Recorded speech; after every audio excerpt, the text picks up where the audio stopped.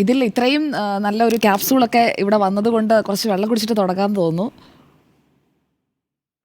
കാരണം ഇത് സംസ്ഥാന സർക്കാർ പറയുന്നത് പോലെ ഈ കണക്കിൽ സത്യമുണ്ട് എന്നങ്ങ് സ്ഥാപിക്കുന്ന അതേപടി എടുക്കാൻ ഞാൻ എന്തായാലും തയ്യാറല്ല. ഈ കൊടുത്തിരിക്കുന്ന കണക്ക് സത്യമല്ല. കാരണം നാട്ടിലെവിടെയാണ് ഉണ്ണിസാർ കേരളത്തെക്കുറിച്ച് വളരെ വിശദമായി തന്നെ സംസാരിച്ചു. കേരളത്തിൽ എവിടെയാണ് 75,000 രൂപ കുഴിയെടുത്ത് സംസ്കരിക്കുന്നതിന് ചിലവാകുന്നത്? ഒറ്റ സ്ഥലം പറഞ്ഞാൽ മതി. കേരളത്തിൽ എവിടെയെങ്കിലും 75,000 രൂപയ്ക്ക് ഒരു കുഴിയെടുത്തുള്ള സംസ്കാരം പുത്തുമലയിൽ ഹാരിസൺസ് മലയാളം എസ്റ്റേറ്റിലെ ഭൂമി ഏറ്റെടുത്ത് സംസ്കരിക്കുകയായിരുന്നു. അത് ദുരന്ത നിവാരണ നിയമപ്രകാരം കളക്ടർ ഏറ്റെടുക്കുന്നു. JCB അടക്കം അതിൻ്റെ അസോസിയേഷനുകൾ അടക്കം ഈ വാഹനങ്ങളൊക്കെ വിട്ടു നൽകുന്നതൊക്കെ അവിടെ നിന്ന് കണ്ട ഒരാളെന്ന നിലയിലാണ് ഞാൻ ഈ പറയുന്നത്. അതുകൊണ്ട് ഇതിനെല്ലാത്തിനും ഈ വേരിയസ് ഹെഡ്സിൻ്റെ കീഴിൽ പ്രൊജക്റ്റഡ് എസ്റ്റിമേറ്റ് തയ്യാറാക്കുമ്പോൾ അതെങ്ങനെയാണ് വിശ്വസിക്കുക? കേരളം കൊടുക്കുന്നത് അവാസ്തവമായ കാര്യങ്ങളാണ്, അല്ലെങ്കിൽ വിശ്വസനീയമല്ലാത്ത കണക്കുകളാണ് കൊടുക്കുന്നത്. അങ്ങനെ കണക്ക് കൊടുക്കുന്നൊരു സംസ്ഥാനമാണ് കേരളം എന്നുള്ളൊരു നാണക്കേട് ഈ രീതിയിൽ പ്രൊജക്റ്റ് ചെയ്യുന്ന കാര്യങ്ങൾ അതിൽ നമ്മൾ കുറച്ചുകൂടി ഒരു വാസ്തവം വേണ്ടേ, യാഥാർത്ഥ്യവുമായി ചേർന്ന് നിൽക്കുന്ന വേണ്ടേ? ഈ 75,000 രൂപ ഒരു കുഴിയെടുക്കാൻ ചെലവാക്കി എന്ന് പറയുന്നതൊക്കെ അത് എന്തിനു വേണ്ടിയായാലും അത് നുണയാണെന്ന് ഒറ്റ നോട്ടത്തിൽ ബോധ്യമാകുന്ന ഒന്നല്ലേ. 75,000 രൂപയ്ക്ക് അതവിടെ കൂട്ടക്കുഴിമാടങ്ങളാണ് ഒരുക്കിയത്. നമ്മൾ കണ്ടതാണ്, നമുക്ക് ഏറെ കണ്ണ് നനയിപ്പിച്ച കാഴ്ചയാണ്. അവിടെ ഒരു കുഴിമാടം ഉണ്ടാക്കുന്നതിന് 75,000 രൂപ ചെലവായി എന്ന് പറഞ്ഞ ഒരു ഹെഡിൽ അത് ഉൾക്കൊള്ളിക്കുമ്പോൾ അത് വിശ്വസിക്കാൻ ബുദ്ധിമുട്ടാണ്. അങ്ങ് പറഞ്ഞതുപോലെ ഒരു കാര്യം പൂർണ്ണമായും ശരിയാണ്. കാരണം പുഞ്ചിരിമട്ട മുതൽ ഇങ്ങ് ചൂരൽമല വരെയുള്ള ഭാഗത്ത് വലിയ നാശനഷ്ടമുണ്ടായിട്ടുണ്ട്. ആ നാശനഷ്ടം എങ്ങനെയാണ്, ഏത് തരത്തിലാണ്, ഏതൊക്കെ വിളകളുണ്ടായിരുന്നു, അങ്ങനെ പല എക്സ്പെൻഡിച്ചറായി അത് കൃത്യമായി മനസ്സിലാകുന്ന രീതിയിൽ ഒരു കണക്ക് കൊടുക്കാവുന്നതേ ഉള്ളൂ. ആ കണക്ക് തയ്യാറാക്കാനും വലിയ രീതിയിൽ വൈകിട്ടുണ്ടല്ലോ. ഈ മാഡം പറഞ്ഞ 35 ദിവസത്തെ കാലതാമസം അത് പ്രധാനമന്ത്രി നരേന്ദ്രമോദിക്ക് മാത്രമല്ല, ഇവിടെ കണക്ക് തയ്യാറാക്കുന്നതിന് 9-ാം തീയതി വന്നപ്പോഴേ പറഞ്ഞല്ലോ നിങ്ങൾ വിശദമായി ഈ മെമ്മോറാണ്ടം നൽകണം, തൊട്ടടുത്ത ദിവസം നൽകണം. ദുരന്തമുണ്ടായത് 8-ാം തീയതിയല്ല, ഉണ്ടായത് ജൂലൈ 30-ാം തീയതിയാണ്. ജൂലൈ 30-ന്റെ പുലർച്ചെയുണ്ടായ അപകടത്തിൽ എത്രത്തോളം നാശനഷ്ടമുണ്ടായി എന്നത് രക്ഷാപ്രവർത്തനം കഴിഞ്ഞ ആ ഘട്ടത്തിൽ തന്നെ തയ്യാറാക്കേണ്ട കണക്കാണ്. അത് ഇത്രയും ദിവസം വൈകി എന്നുള്ളത് എങ്ങനെയാണ് ന്യായീകരിക്കാൻ കഴിയുക? പോട്ടെ, പ്രധാനമന്ത്രിക്ക് അല്ലെങ്കിൽ കേന്ദ്രത്തിൽ നിന്ന് തുക വാങ്ങിയെടുക്കാനുള്ള കേരളത്തിൻ്റെ എല്ലാ ശ്രമങ്ങൾക്കൊപ്പം നമ്മൾ നിൽക്കണം. പക്ഷേ അങ്ങനെ നൽകുന്ന അതേ കാര്യമാണോ ഹൈക്കോടതിയിൽ സത്യവാങ്മൂലമായി സമർപ്പിക്കേണ്ടത്? അവിടെ കൊടുക്കേണ്ടത് യഥാർത്ഥ കണക്കുകളല്ലേ? ഹൈക്കോടതി ആവശ്യപ്പെട്ടത് എന്താണ്, എന്തൊക്കെ കാര്യങ്ങളാണ് ചെയ്തത് എന്നുള്ള കാര്യങ്ങളല്ലേ? അവിടെ ഈ കണക്കാണോ കൊണ്ട് കൊടുക്കേണ്ടത്?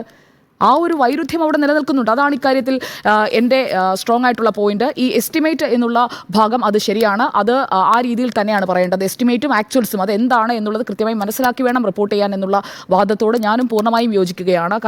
എനിക്ക് ഏക അഭിപ്രായ വ്യത്യാസമുള്ളത് 75,000 രൂപ ഒരു കുഴിമാടത്തിന് എന്നൊക്കെയുള്ളത് ആർക്കും വിശ്വസിക്കാൻ കഴിയാത്ത ഭാഗങ്ങൾ ഉൾപ്പെടുത്തുമ്പോഴാണ് ഉദ്ദേശ്യശുദ്ധി പോലും സംശയിക്കപ്പെടുന്നത്. ഇവിടെ മുഖ്യമന്ത്രി പറഞ്ഞല്ലോ എന്തുകൊണ്ടാണ് ഇങ്ങനെയൊരു പാക്കേജ് പ്രിപ്പയർ ചെയ്തത് എന്നൊക്കെയുള്ളത്. ഓഗസ്റ്റ് 2nd വീക്കിലാണ് ഇത് തയ്യാറാക്കിയത്. മന്ത്രി കെ രാജൻ്റെ വാക്കുകളും ഇന്ന്, അല്ലെങ്കിൽ അദ്ദേഹത്തിൻ്റെ പ്രതികരണവും ഇന്ന് വന്നിരുന്നു. മന്ത്രി കെ രാജൻ പറഞ്ഞത് പ്രതീക്ഷിക്കുന്ന, അതായത് ഒരു പുനരധിവാസത്തിനായി പ്രതീക്ഷിക്കുന്ന ഒരു ചെലവിൻ്റെ കണക്കാണ് ഇതെന്നാണ് മന്ത്രി കെ രാജൻ പറയുന്നത്. ജൂലൈ 30-ന് സംഭവിച്ച ഒരു ദുരന്തം, ആ ജൂലൈ 30-ന് സംഭവിച്ച ഒരു ദുരന്തത്തിന് അതിന് ആദ്യഘട്ടത്തിൽ ചെയ്യേണ്ട രക്ഷാപ്രവർത്തനം, ആ രക്ഷാപ്രവർത്തനത്തിൽ കേന്ദ്രത്തിൻ്റെ ഭാഗത്തു നിന്ന് അത് സൈനിക വിഭാഗങ്ങളുടെ സഹായമടക്കം അത് ഒരു പിശുക്കുമില്ലാതെ അവിടെ ഉണ്ടായിരുന്നു എന്നുള്ളത് നമ്മുടെ മുന്നിലുള്ള വസ്തുതയാണ്. അതുപോലെ തന്നെ അവിടെ ഭക്ഷണം വിളമ്പിയത് സന്നദ്ധ സംഘടനകളാണ്. ആദ്യഘട്ടത്തിൽ ഭക്ഷണം വിളമ്പിയത് സന്നദ്ധ സംഘടനകളാണ്. നമ്മൾ പറഞ്ഞു തന്നെ പോകണം. അതിന് പകരം അതും സർക്കാരാണ് ആദ്യഘട്ടം മുതൽ തന്നെ ചെയ്തത് എന്ന് വരുത്താനുള്ള ഒരു ശ്രമം ഈ കണക്കിലുണ്ട്. കാരണം ഈ കണക്കാണ് പിന്നീട് അങ്ങോട്ട് അവശേഷിക്കുന്ന രേഖ. ഈ കണക്ക് പോലെ തന്നെയുള്ളൊരു കണക്കാണ് മുന്നോട്ട് പോകുമ്പോഴും, അതും ഒരു ഡീറ്റെയിൽഡ് കണക്ക് കൊടുക്കുമ്പോഴും തുക വാങ്ങിയെടുക്കുന്നതിന് വേണ്ടിയാണ് എന്ന ഒരു വാദം ഉണ്ണിസാർ ഇവിടെ ഉന്നയിച്ചതിനോട് ഞാൻ യോജിക്കുന്നില്ല. തുക വാങ്ങിയെടുക്കുന്നതിനാണെങ്കിലും എത്രയായാലും ആ തുക നൽകാൻ തയ്യാറാണ് എന്ന് 9-ാം തീയതി ഇവിടെ ആ വയനാട്ടിൽ ദുരന്തമുണ്ടായ ചൂരൽമലയിലും മുണ്ടക്കയിലും ഒക്കെ സന്ദർശിച്ചതിന് ശേഷം ആ ഭാഗമെല്ലാം വ്യോമ നിരീക്ഷണം നടത്തി നേരിട്ട് ഈ ചൂരൽമലയിലേക്ക് വന്ന് ആ ഭാഗത്തെല്ലാം വന്ന് വെള്ളാർമല സ്കൂളിൻ്റെയൊക്കെ അവസ്ഥയൊക്കെ നേരിട്ട് കണ്ട് ഇതിൻ്റെയൊക്കെ പുനർനിർമ്മാണത്തെക്കുറിച്ചും എല്ലാം വേണ്ട രീതിയിൽ ചോദിച്ചറിഞ്ഞ് നേരത്തെ നിശ്ചയിച്ചിരുന്നതിനേക്കാൾ 2 മണിക്കൂറിലധികം ചെലവഴിച്ച ഒരു പ്രധാനമന്ത്രിയെയാണ് ഇവിടെ വിമർശിക്കുന്നത് കണ്ടത്. അവിടെ വന്ന മുഖ്യമന്ത്രി ചെലവഴിച്ചത് 5 മിനിറ്റ് സമയമാണ്. അവിടത്തേക്ക് വേണ്ടി മുഖ്യമന്ത്രി എന്താണ് ചെയ്തത് എന്നതും കൂടി നമ്മൾ വിമർശിച്ച് തന്നെ പോകണം. 35 ദിവസം എന്ന് പറയുമ്പോൾ അത് സംസ്ഥാനത്തിൻ്റെയും അക്കൗണ്ടിലുള്ള 35 ദിവസമാണ്. ഈ 35 ദിവസം കൊണ്ട് എന്തുകൊണ്ടാണ് കൃത്യമായ ഒരു കണക്ക് തയ്യാറാക്കാനും അത് കൊടുക്കാനും കഴിയാതെ പോകുന്നത്? കൃത്യമായ ഒരു കണക്ക് കൊടുത്തിട്ടുണ്ടെങ്കിൽ അതൊരു വാർത്താ സമ്മേളനം നടത്തി പറഞ്ഞു കഴിഞ്ഞാൽ തീരുന്ന പ്രശ്നമല്ലേ ഉള്ളൂ. ഇന്ന് രാവിലെ മുതൽ കുറേ മാധ്യമങ്ങൾ ഇത് ആഘോഷിക്കുന്നുണ്ടായിരുന്നു. നമ്മൾ ആ രീതിയിലുള്ള ഒരു ആഘോഷത്തിലേക്കൊന്നും പോയിട്ടില്ല എന്നാണ് എനിക്ക് പറയാൻ കഴിയുക. കാരണം നമ്മൾ ഇതിൽ വന്ന ഭാഗങ്ങൾ, അതായത് ഈ എസ്റ്റിമേറ്റിലെ പറയുന്ന കണക്ക്, ആ കണക്കിൽ എന്താണ് യാഥാർത്ഥ്യമെന്ന് നമ്മുടെ റിപ്പോർട്ടറോട് തേടുക എന്നതിനപ്പുറത്തേക്ക് നമ്മൾ വലിയ ആഘോഷത്തിലേക്കൊന്നും പോകാതിരുന്ന ഏക വാർത്താ ചാനൽ റിപ്പോർട്ടറാണ്. കാരണം ഇതൊരു എസ്റ്റിമേറ്റ് ആണ് എന്ന് കണ്ടാൽ തന്നെ ബോധ്യമാകും. മാത്രമല്ല അതിൻ്റെ രേഖകൾ എടുത്ത് നോക്കുമ്പോൾ, അതിൻ്റെ പേജസ് എടുത്ത് നോക്കുമ്പോൾ തന്നെ നമുക്കത് മനസ്സിലാക്കാൻ കഴിയുന്ന കാര്യമേ ഉള്ളൂ. ആ പേജസ് എടുത്ത് പരിശോധിക്കുമ്പോൾ അതിൽ 19 മുതൽ 23 വരെയുള്ള പേജുകളിൽ എസ്റ്റിമേറ്റ് ആണ് എന്നുള്ളത് വായിച്ചു നോക്കിയാൽ മനസ്സിലാക്കാവുന്നതേ ഉള്ളൂ. അതിനുശേഷമാണ് ആക്ച്വൽസ് പറയുന്നത്. ആക്ച്വൽസ് പറയുന്നതിനകത്തും ഈ കോടികളുടെ കണക്കാണ് പറയുന്നത് എന്നുള്ളത് നമ്മുടെ മുന്നിലുള്ള ഒരു യാഥാർത്ഥ്യമാണ്. ഇവിടെ ഭക്ഷണം, വസ്ത്രങ്ങൾ, മൃതദേഹം സംസ്കരിക്കാനുള്ള സ്ഥലം, JCB, ഇതിനൊക്കെ പണം യഥാർത്ഥത്തിൽ കൊടുത്തിട്ടുണ്ടോ അതോ സംഭാവനയായി വന്നതാണോ? ഇതെല്ലാം വേർതിരിച്ച് തന്നെ നമ്മൾ കാണിക്കണം. കാരണം ലോകത്തിൻ്റെ പല ഭാഗങ്ങളിൽ നിന്നുള്ള ആളുകൾ CMDRFിലേക്ക് കോൺട്രിബ്യൂട്ട് ചെയ്തതിനാണ്, വയനാടിന് വേണ്ടിയാണ്. അതായത് ഈ ചൂരൽമല, മുണ്ടക്കൈ ഭാഗങ്ങളിലുണ്ടായ ഈ ദുരന്തത്തിൽപ്പെട്ട ആളുകൾക്ക് വേണ്ടിയാണ് ലോകമെമ്പാടും നിന്ന് പണം ഒഴുകി വന്നത്. എല്ലാവരും സഹായിച്ചത് അതിനുവേണ്ടിയാണ്. അത് യഥാർത്ഥത്തിൽ വിനിയോഗിക്കേണ്ടത് ഈ ഒരു പ്രക്രിയയിലേക്ക് വേണ്ടിയാണ്. അപ്പോൾ വയനാട്ടിൽ ചെലവാക്കിയ കോടികൾ എന്ന മട്ടിൽ, എസ്റ്റിമേറ്റിനെ കുറിച്ചല്ല ഞാൻ പറയുന്നത്, യഥാർത്ഥത്തിലുള്ള സ്പെൻഡ് എത്രയാണോ, അത് കോടികൾ വരുന്നുണ്ടോ, യഥാർത്ഥത്തിൽ എത്രയാണ് ചെലവാക്കിയത്, അത് വിശദീകരിക്കേണ്ടത് റവന്യൂ മന്ത്രി അല്ലെങ്കിൽ മുഖ്യമന്ത്രിയാണ്. ഒരു വാർത്താ സമ്മേളനം റവന്യൂ മന്ത്രി K. രാജൻ വിളിച്ചാൽ തീരുന്ന കൺഫ്യൂഷനേ ഇവിടെയുള്ളൂ എന്നുള്ളതാണ് ഈ കാര്യത്തിൽ എൻ്റെ സ്ട്രോങ് ടേക്ക്. ഇവിടെ 11 കോടി രൂപ വസ്ത്രത്തിന് ചെലവാക്കി, 75,000 രൂപ ഒരു കുഴിയെടുക്കാൻ ചെലവാക്കി എന്നൊക്കെ ഇങ്ങനെ പറയുമ്പോൾ ആ പരത്തി പറയുന്നതിനെയാണ് മറുഭാഗത്ത് എതിർക്കുന്നവർ ആയുധമാക്കുന്നത് എന്നുള്ളതാണ് സർക്കാർ മനസ്സിലാക്കേണ്ടത്. ബഹുമാനപ്പെട്ട മുഖ്യമന്ത്രിയും റവന്യൂ മന്ത്രിയും ഒക്കെ മനസ്സിലാക്കേണ്ടത്. 4000 പേരെങ്കിലും ക്യാമ്പിൽ ഉണ്ടായിരുന്നു എന്ന് കരുതുക.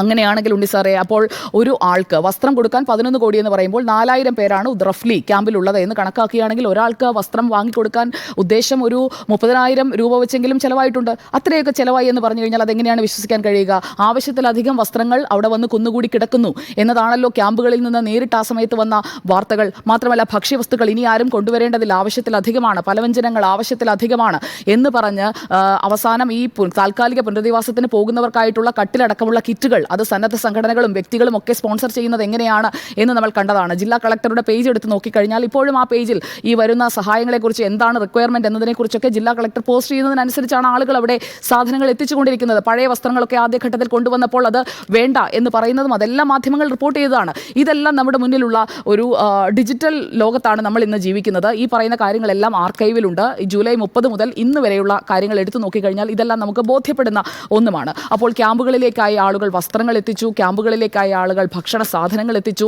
സന്നദ്ധ സംഘടനകൾ ആദ്യ ദിവസങ്ങളിലെല്ലാം അവർക്ക് സർക്കാർ സംവിധാനങ്ങളിലൂടെയുള്ള ഭക്ഷണം മാത്രമേ വിതരണം ചെയ്യാവൂ എന്ന് പറയുന്നത് വരെ കൃത്യമായി അവിടെ ഭക്ഷണം എത്തിച്ചുകൊണ്ടിരുന്നു.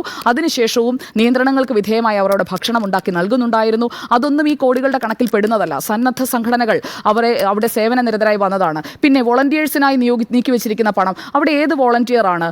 സേവാഭാരതിയുടെയോ DYFIയുടെയോ വൈറ്റ് ഗാർഡിൻ്റെയോ യൂത്ത് കെയറിൻ്റെയോ ഏത് വോളണ്ടിയറാണ് അവിടെ പണം വാങ്ങി ജോലിയെടുത്തത്? 5000 വോളണ്ടിയേഴ്സിന് ആയിട്ടുള്ള ഹെഡ്സിലാണല്ലോ ഈ തുക പറഞ്ഞിരിക്കുന്നത്. ഏത് വോളണ്ടിയറാണോ അവിടെ പണം വാങ്ങി ജോലിയെടുത്തതോ? എനിക്ക് തോന്നുന്നില്ല ഒരാളെങ്കിലും അങ്ങനെ പണം വാങ്ങി ജോലിയെടുത്തുവെന്ന്. അല്ല എങ്കിൽ വൈദഗ്ധ്യമുള്ള ജോലികൾക്കായി നിയോഗിച്ച, അങ്ങനെ തൊഴിൽ പരിശീലനം കിട്ടിയ ആളുകളെ നിയോഗിച്ചിട്ടുണ്ടെങ്കിൽ അവർക്കായിരിക്കാം അങ്ങനെ കൊടുക്കേണ്ടി വന്നിട്ടുണ്ടാവുക. അല്ലാതെ വോളണ്ടിയേഴ്സിന് എവിടെയാണ് പണം കൊടുത്തത്? നമ്മൾ കൊടുത്ത എന്ത് കാര്യത്തിനാണ് ഈ കണക്കിൽ പറയുന്നത്? എനിക്ക് മനസ്സിലാകാത്ത കാര്യം അതാണ്. നമ്മൾ കേന്ദ്രത്തിൽ നിന്ന് പണം കിട്ടേണ്ടത് വാങ്ങിച്ചെടുക്കണം, എന്നാൽ അതിനുവേണ്ടി ഏത് മാർഗവും സ്വീകരിക്കാം എന്ന് പറഞ്ഞു കഴിഞ്ഞാൽ ഇതിലൊക്കെ ഒരു സത്യസന്ധത വേണ്ടേ? സത്യസന്ധത എന്ന് പറയുന്നത് സത്യസന്ധതയും ഒരു ധാർമ്മികതയും ഒന്നുമില്ലാതെ നമ്മൾ ഏത് മാർഗവും സ്വീകരിക്കും പണം ഉണ്ടാക്കാൻ എന്നൊക്കെ അങ്ങ് പറയുന്നത് കേട്ടപ്പോൾ എനിക്ക് വിഷമം തോന്നിയുണ്ട് സാർ. അങ്ങനെയല്ല നമ്മൾ ചെയ്യേണ്ടത്. ഹൈക്കോടതി ആവശ്യപ്പെട്ടപ്പോൾ കൊടുത്ത കണക്കും ഇതേ കേന്ദ്ര സർക്കാരിന് കൊടുത്ത അതേ കണക്കാണ്. അപ്പോൾ അവിടെ സാധനങ്ങളുടെ ലോഡ് വന്നതൊന്നും ഈ കണക്കിലില്ല. പുറമേ നിന്ന് കിട്ടിയ സഹായമൊന്നും ഒരു കണക്കിലുമില്ല. സന്നദ്ധ സംഘടനകൾ പാചകം ചെയ്ത ഭക്ഷണത്തിനും സർക്കാരാണ് പണം നൽകിയത് എന്ന മട്ടിലാണ് ഈ എസ്റ്റിമേറ്റ് വരുന്നത്. അപ്പോൾ ഇത് എസ്റ്റിമേറ്റ് ആണ് എന്ന് മനസ്സിലാക്കിയാൽ തന്നെ ഇങ്ങനെ ഒരു എസ്റ്റിമേറ്റ് എങ്ങനെയാണ് തയ്യാറാക്കാൻ കഴിയുക? അതിനുശേഷമുള്ള ആക്ച്വൽസിലേക്ക് വരുമ്പോൾ എങ്ങനെയാണ് ഈ 1200 കോടിയിലേക്ക് എത്തുക? ഇത്രയും അവിടെ എങ്ങനെയാണ് ഈ വിളകളുടെ നാശം, വീടുകളുടെ നാശം, അങ്ങനെ സത്യസന്ധമായി തയ്യാറാക്കാവുന്ന കണക്കുകൾ അവിടെ നിൽക്കുമ്പോഴാണ് അല്ലാത്ത ഹെഡ്സിലേക്ക് ഇതെല്ലാം വെച്ചുകൊണ്ടുള്ള ഒരു എസ്റ്റിമേറ്റ് തയ്യാറാക്കുന്നത്. അവിടെ പറയുന്ന ഒരു ന്യായം, വീട് നഷ്ടപ്പെട്ടവരുടെ ഇടക്കാല താമസത്തിന് ഈ വാടക ഒക്കെ കൊടുക്കുന്നതൊന്നും ഇങ്ങനെയുള്ള ഹെഡ്സിൽ കൊണ്ടുവരാൻ കഴിയില്ല, അതുകൊണ്ടാണ് മറ്റിടങ്ങളിൽ കൂട്ടിയിടുന്നത് എന്ന് പറയുന്നു. അപ്പോൾ ഈ എസ്റ്റിമേറ്റായി പറയുന്നത് ഈ പേജുകളൊക്കെ പരിശോധിച്ചോ എന്നൊക്കെ വിമർശനം ഉന്നയിക്കുന്നവർ ഈ 18 മുതൽ 23 വരെയുള്ള പേജുകളിലൊക്കെ എസ്റ്റിമേറ്റ് ആണ്. അതിനുശേഷം ആക്ച്വൽസിലേക്ക് വരുമ്പോൾ 25ാമത്തെ പേജിലേക്ക് വരുമ്പോൾ അവിടെ കിടപ്പുണ്ടല്ലോ കണക്ക്, അതുകൂടി എടുത്ത് വായിച്ചു നോക്കണം. അതിലും കൃത്യമായി പറയുന്നുണ്ട്. നേരത്തെ ഉണ്ണി സാർ പറഞ്ഞതുപോലെ ഒരു പശുവിനെ എസ്റ്റിമേറ്റ് 37,500 രൂപ, 3 പശുവാണ് ഉള്ളതെന്നുണ്ടെങ്കിൽ അത് 3 പശുവുള്ള ആളുകൾ, ഒരു കർഷകന് 3 പശു എന്ന രീതിയിലാണ് പണം കൊടുക്കാനായി കണക്കാക്കുന്നത്. അങ്ങനെയൊക്കെ കണക്കാക്കി ഈ തുകയെല്ലാം ഇങ്ങനെ എഴുതി കൂട്ടുമ്പോൾ അതിൽ യഥാർത്ഥ നഷ്ടമാണ് നമ്മൾ കാണിക്കേണ്ടത്. യഥാർത്ഥ നഷ്ടത്തിന് മാത്രമേ പണം കിട്ടൂ, അത് കുറവാണ് എന്ന് പറയുമ്പോൾ അന്ന് ആവശ്യപ്പെട്ട കണക്കെന്ന് പറയുന്നത് 2000 കോടിയാണ്. ഈ 2000 കോടി എത്തിക്കുന്നതിന് വേണ്ടിയാണോ ഈ കള്ളത്തരം പറയുന്നത്? അങ്ങനെ കള്ളം പറഞ്ഞു കഴിഞ്ഞാൽ നമ്മുടെ ഒരു വില എവിടെയാണ്?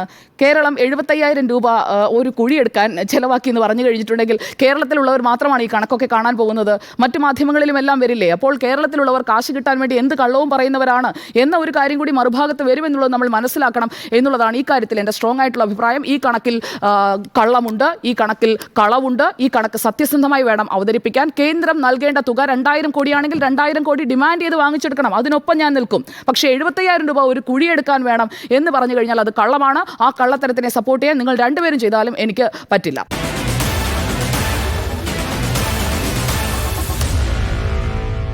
Meet the editors.